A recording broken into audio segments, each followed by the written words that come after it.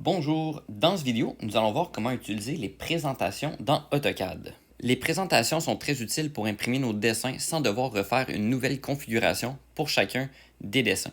En plus, ça nous permettrait d'imprimer plusieurs dessins d'un seul coup.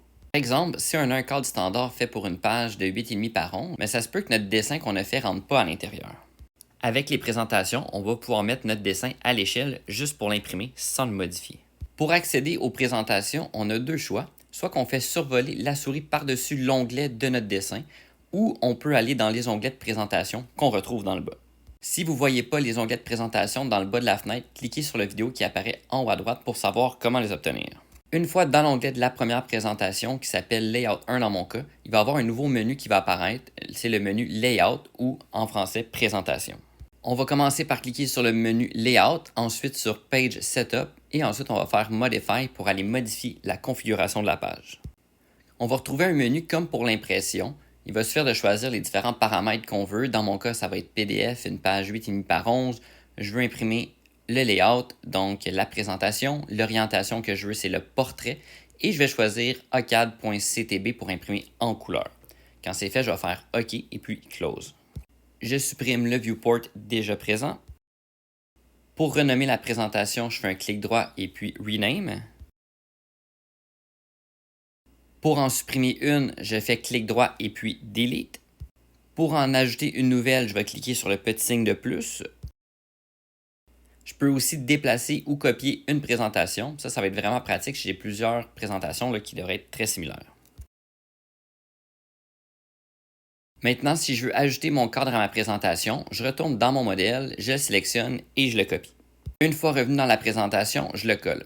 Là, je vais voir que mon cadre est exactement la même grosseur de ma page. Puis ça va causer un problème lors de l'impression parce que j'ai pas de marge. Donc, je vais faire la touche Échappe au lieu de finir la commande pour coller.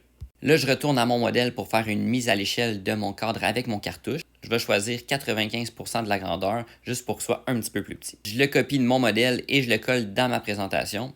Puis je vais essayer de le centrer le plus possible. Une fois que c'est fait, je vais pouvoir modifier les informations dans ma cartouche. Si je double-clique avec la roulette de la souris, ça me permet de voir la page en entier. Pour faire apparaître mon dessin, donc ce qu'il y a dans le modèle, je dois ajouter un viewport. Puis là, je vais utiliser un viewport rectangle. Je vais utiliser tout l'espace disponible dans le cadre pour le viewport. Ensuite, je vois ce qui se trouve sur mon modèle apparaître dans mon viewport. Si je double-clique avec le bouton de gauche de la souris à l'intérieur du viewport, je vais pouvoir déplacer le dessin et changer le zoom ou l'échelle. Si je veux une échelle bien précise, je peux en sélectionner une dans le menu en bas à droite.